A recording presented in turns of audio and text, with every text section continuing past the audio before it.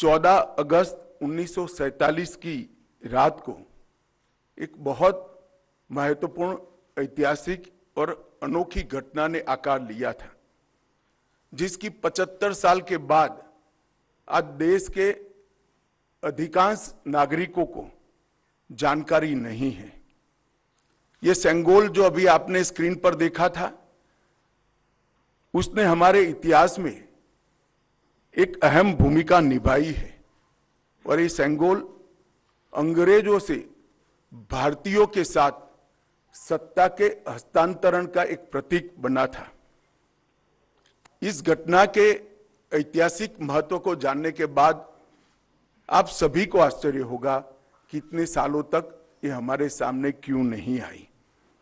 जब इसकी जानकारी प्रधानमंत्री जी को मिली, इस पर गहराई से विचार करने के बाद प्रधानमंत्री जी ने इसकी गहन जांच के आदेश दिए और फिर निर्णय लिया कि गौरवमयी प्रसंग को ध्रुव तारे के समान, परंपराओं के ध्रुव तारे के समान देश के सामने रखना चाहिए। इसीलिए हमारे नए संसद भवन के लोकार्पण के दिन को चुना गया। अब मैं थोड़ा इस घटना के बाद में आपको बताऊंगा। 14 अगस्त 1947 की रात को लगभग 10:45 पर पंडित जवाहरलाल जी के ने विशेष रूप से तमिलनाडु से आए हुए अधिनम से सेंगोल को स्वीकार किया था। उन्होंने इसे अंग्रेजों से भारत को सत्ता प्राप्त करने के प्रतीक के रूप में पूर्ण विधि विधान के साथ स्वीकार किया था। पंडित नेहरू ने 14 अगस्त की रात को अपने निवास पर कई नेताओं की उपस्थिति में सेंगोल स्वीकार कर सत्ता के हस्तांतरण की प्रक्रिया को एक प्रकार से पूरा किया था, जिनमें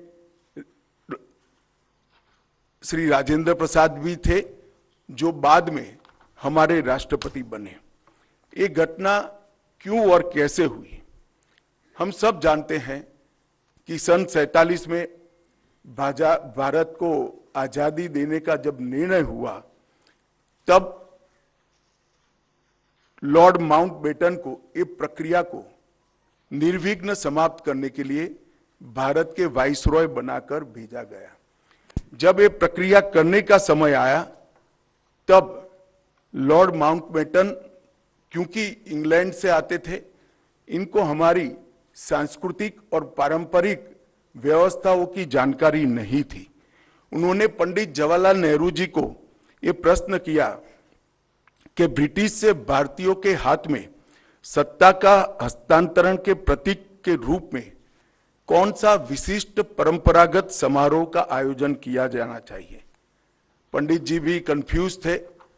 उन्होंने थोड़ा समय मांगा और कहा कि मैं साथियों से चर्चा कर आपको इसके बारे में जानकारी दूंगा। पंडित जवाहरलाल नेहरू जी ने चर्चा करने के लिए अपनी पसंदगी बहुत अनुभवी स्वतंत्रता सेनानी, दार्शनिक, भारतीय परंपराओं के जानकार, इतिहास के मर्मज्ञ ऐसे विद्वान सी राजगोपालाचारी पर नियुक्त की, जिनको हम राजा जी के नाम से जानते हैं। उन्होंने ये बात को राजा जी के सामने रखा। राजा जी ने अनेक पुराने ग्रंथों का अभ्यास कर, अनेक प्रक्रियाओं को स्टडी कर साम्राज्यों के समय में सत्ता के हस्तांतरण की प्रक्रिया का एक सटीक इतिहास रेखांकित कर इस सेंगोल की प्रक्रिया को चिन्हित किया और पंडित नेहरू को बताया कि हमारे यहाँ हमारी परंपरा में इस सेंगोल के माध्यम से सत्ता के हस्तांतरण की प्रक्रिया को अधिकृत किया गया है। और इस प्रकार ये प्रक्रिया तय हुई और पंडित नेहरू ने पवित्र सेंगोल को तमिलनाडु के अधिनम से स्वीकार कर अंग्रेजों से भारतीयों के हाथ में सत्ता के हस्तांतरण को आकार दिया। वही क्षण था जब पंडित नेहरू ने सेंगोल को स्वीकार किया, जब हम जिसको स्वतंत्रता कहते हैं, इसका सटीक स्तन था। इस अनुष्ठान का उद्देश्य इस तथ्य का स्वीकारीकरण है कि भारत में विदेशी शासन भारत के लोगों के पास एक ऐसी आध्यात्मिक प्रक्रिया से आई जो प्राचीन और भारत की सुदृढ़ परंपरा है। पंडित नेहरू ने इस अनुष्ठान के संपादन के लिए दक्षिण के मठाधिपति को स्वीकार कर आगे चले, जिससे पता चलता है कि उनका उद्देश्य भारत की भावात्मक एकता और आध्यात्मिक एकीकरण का था। सेंगोल के अर्थ और इतिहास में थोड़े डिटेल में जाते हैं तो सेंगोल का अर्थ बड़ा गहरा है। सेंगोल शब्द तमिल भाषा के सेम्मई शब्द से बना गया है। इसकी व्युत्पत्ति सेम्मई से आती है, जिसका अर्थ और भाव नीति परायणता से है।